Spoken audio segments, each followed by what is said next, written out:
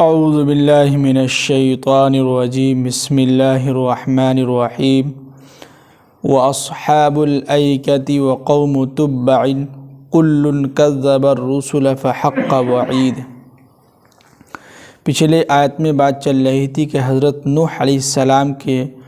قوم جو ہے نوح علیہ السلام کو بھی جھٹلایا تھا، قوم ثمود ہے اور عاد ہے اور فرعون اور لوط، ان سب کے قوم جو یہ سب لوگ جو ہے اپنے اپنے وقت کے پیغمبروں کو جو ہے جھٹلایا تھا۔ اب آگے کہہ رہے ہیں کہ اصحاب الایکہ، ایکہ والے بھی، تو یہاں پر ایکہ سے مراد گھنا ایک جنگل تھا اس زمانے میں، تو اس جنگل کے اطراف میں یہ لوگ جو ہے وہاں جا کے بس گئے تھے، وہاں آباد ہو گئے تھے، تو ان لوگوں کی طرف بھی جو ہے پیغمبر بھیجے تھے حضرت شعیب علیہ السلام کو، تو ان کو بھی ان لوگوں نے جھٹلایا تھا۔ اور تبع کی قوم، تو اس سے یہاں پر مراد یہ ہے کہ یمن کے ایک جو بادشاہ ہوتے تھے اس زمانے میں، تو ان کا ایک لقب ہوتا تھا تبع، جیسے کہ مصر کے بادشاہ جو ہوتے تھے ان کو کیا کہتے تھے، فرعون، جو وہاں کے بادشاہ تھے نا ان کو، تو تبع جو ہے یمن کے جو بادشاہ ہوتے تھے ان کا ایک لقب تھا، ایک نام تھا۔ اب آگے کہہ رہے ہیں کہ کل کذب الرسل فحق وعید، تو لہٰذا ہم نے ان سب کی طرف پیغمبر بھیجا تھا، لیکن ان سب لوگوں نے تمام پیغمبروں کو جھٹلایا تھا، اور فحق وعید، اور جس عذاب کے بارے میں ہم ان کو ڈرا رہے تھے وہ سچ ہو کر رہا، یعنی جس عذاب کے بارے میں اپنے اپنے پیغمبر جو ہے اپنے اپنے قوم کو ڈراتے تھے، بتلاتے تھے، وہ عذاب ان لوگوں کے اوپر جو ہے آ گیا تھا۔ جی اب آگے کہہ رہے ہیں کہ افاعینا بالخلق الاول، بھلا یہ بتلاؤ کہ کیا پہلی بار پیدا کرنے سے ہم تھک گئے ہیں، یعنی اللہ تعالیٰ یہ کہہ رہے ہیں کہ اگر یہ بتلاؤ ہم جو پہلی مرتبہ تم سب لوگوں کو پیدا کیا ہے،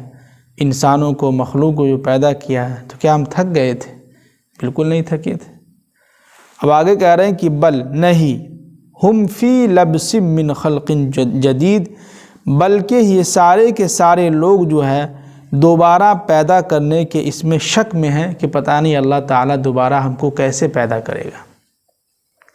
کیا ہے اللہ تعالیٰ ہم کو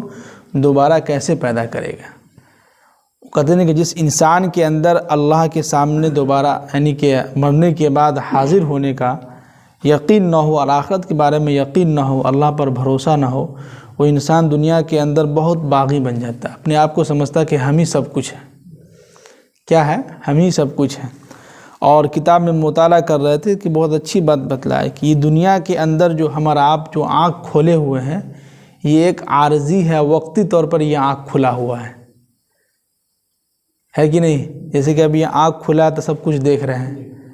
جیسے ہی اچانک اگر موت آ جائے تو کیا ہوگا، دنیا کی چیزیں سب بند۔ تو یہ جو آنکھ ابھی سمجھیے کہ دنیا کی چیزوں کو دیکھ رہا ہے، اور آخرت کی چیز ہمیں ابھی نظر نہیں آ رہا ہے کہ نہیں، نظر نہیں آ رہا، صرف سن رہے ہیں ہم لوگ کہ جہنم ہے، جنت ہے، سب کچھ ہے،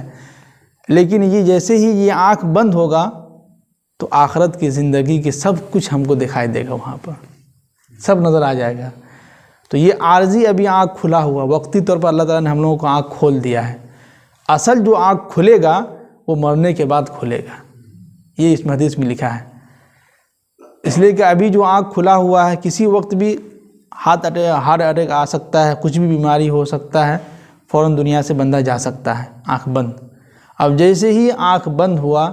بس آخرت کی زندگی شروع ہو گئی، اب اس کی آنکھ کھل جائے گی، اب وہ ہر چیز دیکھ لے گا اپنی آنکھوں سے۔ یہ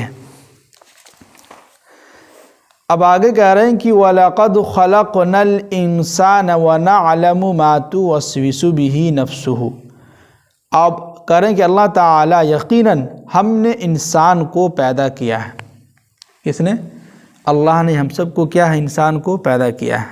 انسان سے مطلب تمام لوگ آ گئے اس میں، ہے کہ نہیں؟ اور وَنَعْلَمُ مَا تُوَسْوِسُ بِهِ نَفْسُهُ، اور اس کے اندر، اس کے دل کے اندر جو بھی خیالات آتا ہے اس سے ہم خوب واقف ہیں اور اس کو ہم خوب جانتے ہیں،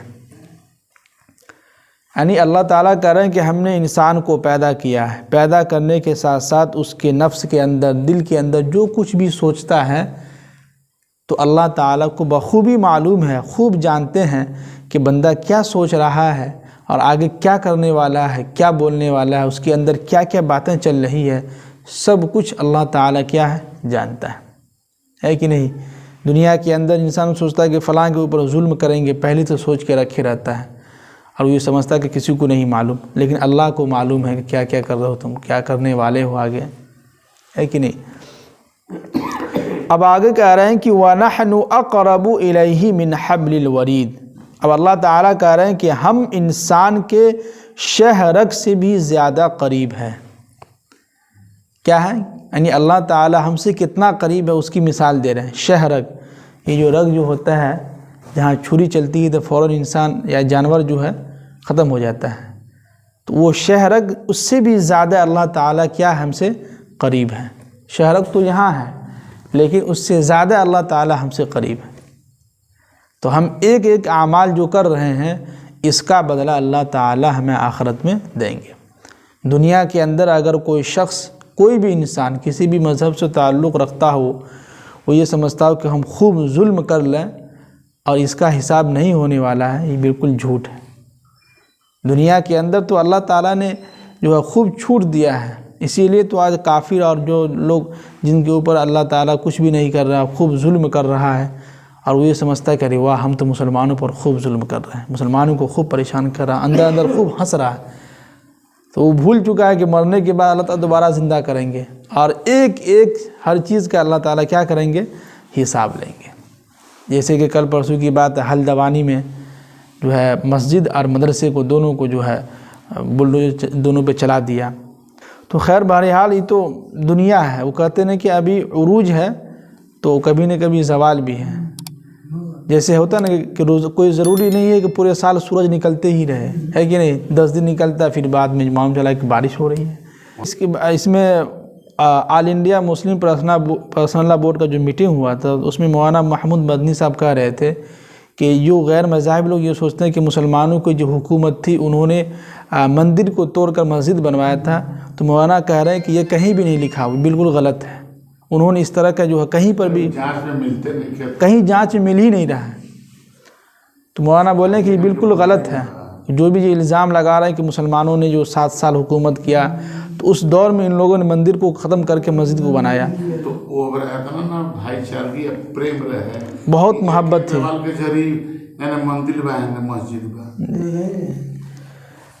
خیر بہرحال قرآن تو ہم لوگوں کو یہی کہہ رہا ہے